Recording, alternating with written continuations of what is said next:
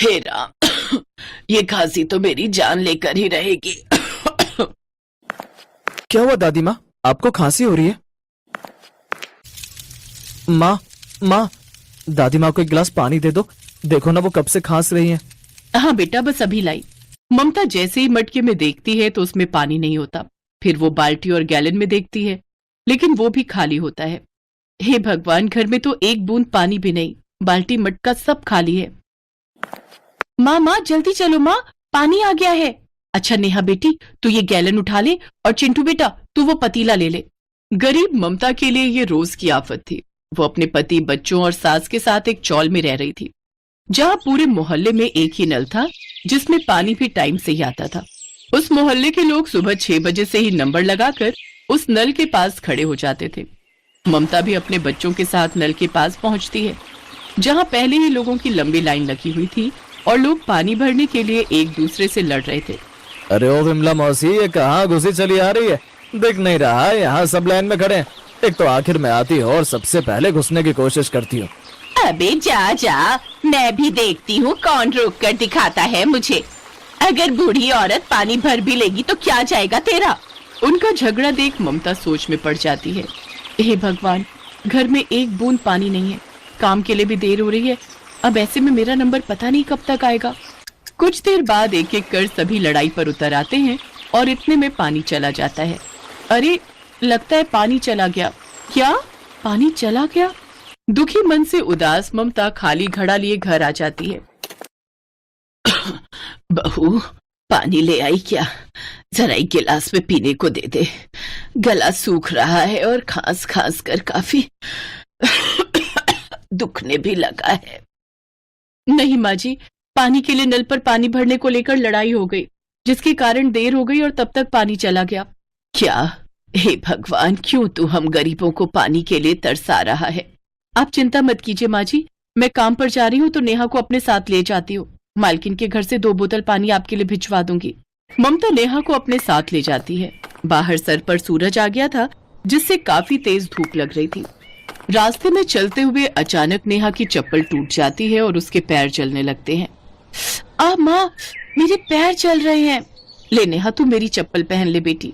ममता नेहा को अपनी चप्पल दे देती है और खुद नंगे पांव तेज धूप में चलने लगती है। कुछ देर बाद वो मालकिन के घर पहुंच जाती है, जहां नेहा देखती है कि मालकिन की कोठी के आगे बड़ा सा फाउंटेन लगा था, जिसमें से नेहा पानी पीने लगती है। आहा, कितना मीठा मीठा पानी है माँ। अपनी चौल का पानी तो कितना नमकीन होता है। ये अमीर लोग किस तरह पानी की बर्बादी करते हैं, और एक हम गरीब लोग हैं जो पानी की बूंद बूंद को तरसते हैं। फिर ममता अपनी बच्ची के साथ कोठी के अंदर गई, लेकिन रसोई में ढेरों टूटी और महंगा एक्वागार्ड लगा हुआ था। ममता की मालकिन सुपर्णा स्वभाव से बहुत घमंडी थी। वो गरीबों के साथ बहुत बुरा बर्ताव करती थी। ए ममता, इतनी देर कहाँ हो गई? हाँ, तू जानती है ना, तेरे देर से आने पर मैं तेरी पगार काट लूंगी, समझी? मालकिन, घर पर पानी खत्म हो गया है। 2 बोतल पानी मिल जाता तो हमारी प्यास बुझ जाती।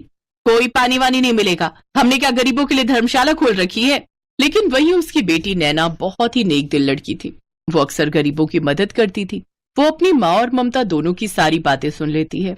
फिर ममता सारा काम निपटा कर जब वापस लौट रही होती है तो नैना उसे पानी की बोतलें भर कर देती है, साथ ही फ्रिज में से चोरी छुपे बर्फ भी देती है।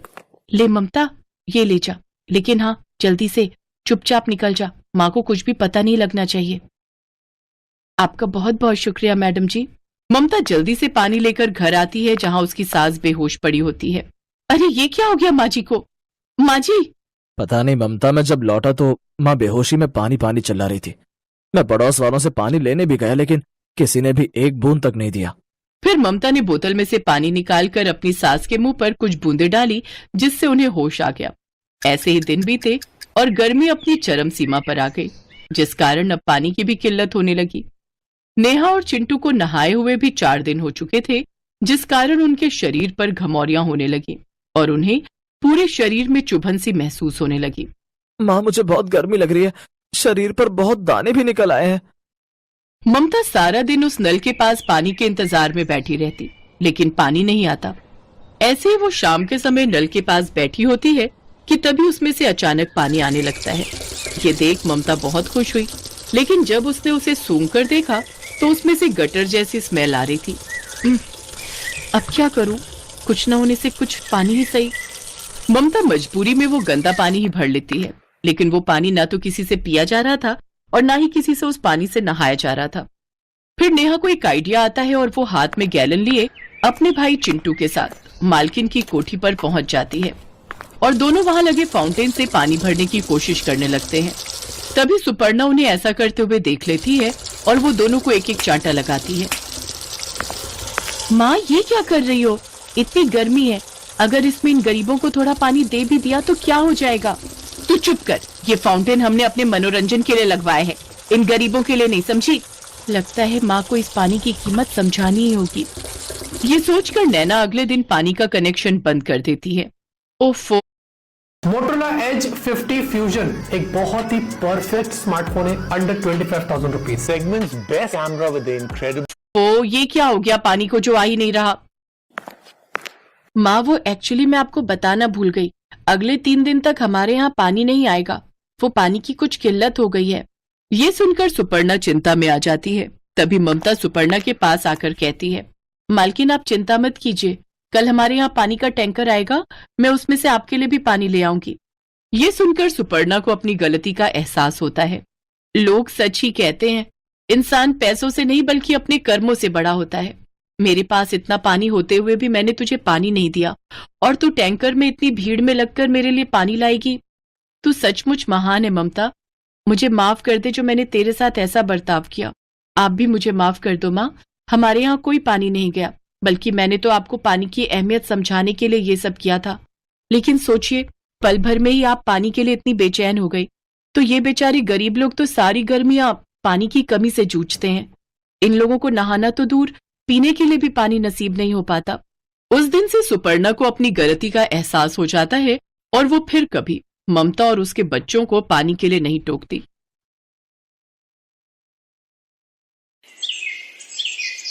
अरे सोनी बेटा,